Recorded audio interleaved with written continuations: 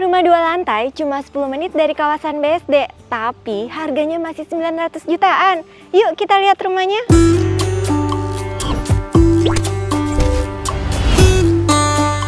Hai, balik lagi ke channel Properti Hunter. Kali ini kita lagi di Cisauk, Tangerang. Sebuah kawasan yang lagi berkembang pesat. Apalagi nih, flyover Cisauknya udah beroperasi, yang bikin lalu lintas ke sini jadi jauh lebih lancar. Buat teman-teman yang kerjanya naik kereta, dari sini cuma 10 menit ke stasiun Cisauk. Atau kalau yang naik mobil, dari sini cuma 10 menit ke tol BSD. Amazingnya nih, di sini rumahnya masih 900 jutaan. Kalau beli secara KPR pun cicilannya mulai dari 5 jutaan aja. Dan begitu beli, sertifikat rumahnya udah langsung SHM. And last but not least, jujur ya, aku tuh nggak expect kalau rumahnya bakalan sekeren ini nih. Ini adalah rumah tipe Como. Luas bangunannya 60 meter persegi, luas tanahnya 70 meter persegi. Dimensinya lebarnya 7 meter, panjang ke belakang 10 meter. Konsepnya rumah Skandinavian. Desainnya unik dan nggak pasaran ya. Bangunannya pun ini tuh udah double dari bata merah. Tapi sebelum kita bahas lebih jauh rumahnya, aku mau ceritain sedikit dulu nih mengenai lingkungannya. Teman-teman bisa lihat kalau di sini lingkungan perumahannya masih on progress ya. Beberapa dalam tahap penyelesaian finishing dan beberapa sedang dibangun. Terus kalau teman-teman lihat ke sebelah sana, itu udah ada clubhouse-nya yang siap pakai. Untuk lingkungannya pun di sini pastinya bakalan rapi banget karena semua jaringan listriknya udah underground. Saluran drainasenya nantinya akan tertutup rapi, dan kalau ada keluarga bertamu pun naik mobil pastinya nyaman karena ROE-nya 6-8 meter. Soal keamanan juga udah dipikirin. Di sini tersedia satu akses di pintu utama untuk masuk dan keluar hunian, dilengkapi petugas keamanan, juga pos penjagaan 24 jam dan dipantau CCTV. Kita balik bahas rumahnya ya. Di depan disediakan 2 carport ukuran 5 x 4,5 meter dengan keramik bertekstur, ada yang warna abu-abu cerah dan abu-abu gelap. Di sampingnya disediakan area taman ukuran 2 x 4 meter, dan ada lagi nih area teras ukuran 2 x 2 meter dilengkapi built-in chair seperti ini buat duduk pakai sepatu, atau kalau misalnya ada Pak RT atau tetangga yang main bisa dijamu di sini. Untuk pintu utamanya yang dipakai materialnya engineering door dan udah dilengkapi sama smart door lock. Tapi enaknya nih, pintu utamanya nih menghadap ke samping, nggak kelihatan dari depan rumah. Jadi no kepo-kepo antar tetangga. Sekarang kita masuk ke dalam rumahnya yuk.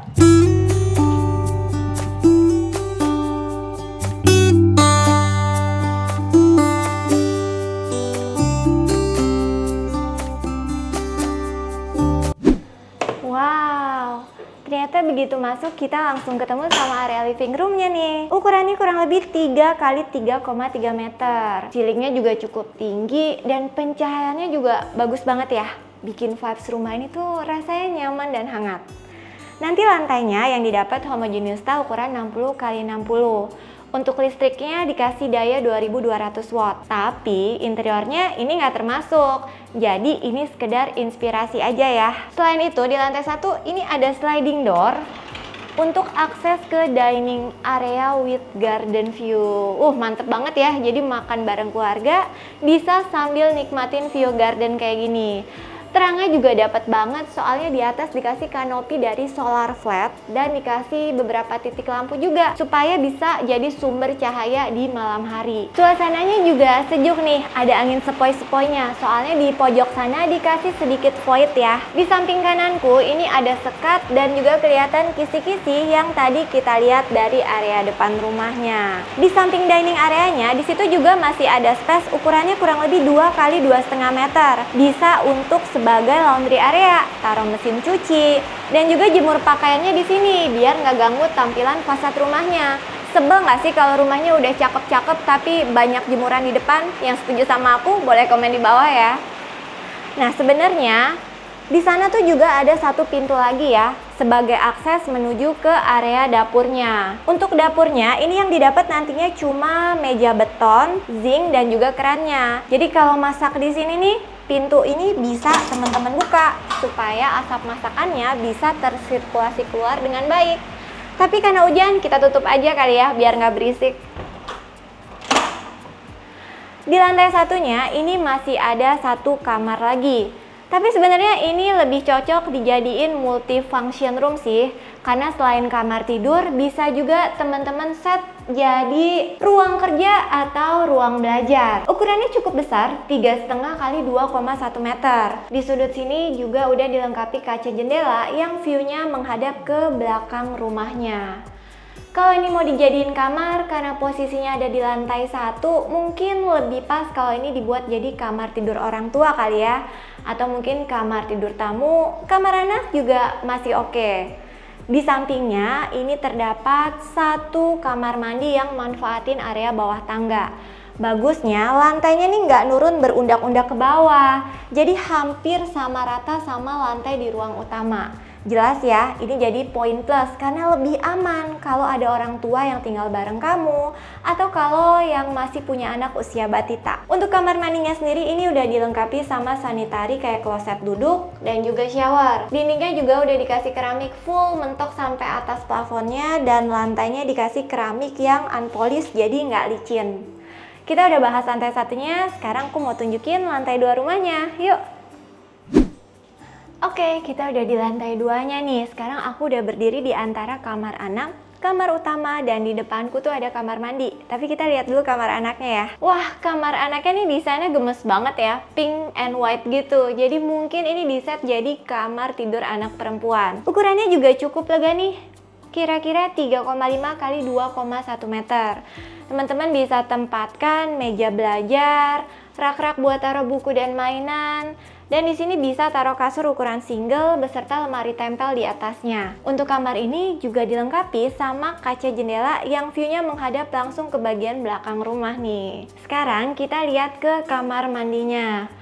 Untuk kamar mandi ini bisa dijadikan kamar mandi sharing ya. Space-nya juga cukup spacious. Ini ukurannya 2,1 kali 1,8 dan bentuknya ini letter L gitu ya.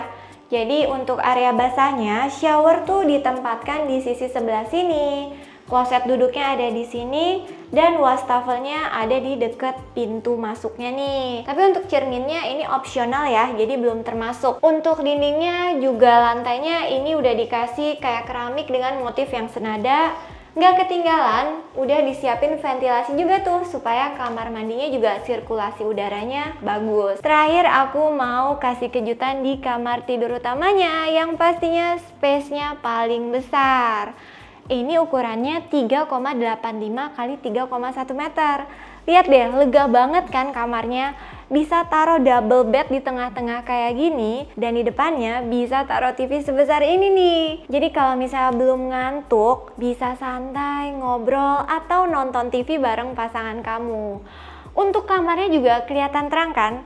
Karena ada 1, 2, 3 kaca jendela, plus masih ada 1 kaca jendela samping di bagian sana yang bikin kamar itu kelihatan terangnya maksimal. Oh ya, info aja nih, kaca jendela samping ini juga udah include ya untuk yang tipe badan, bukan cuma tipe hook aja. Nice kan? Nah, kalau biasanya nih kamar utama punya balkon kan? Ah, biasa.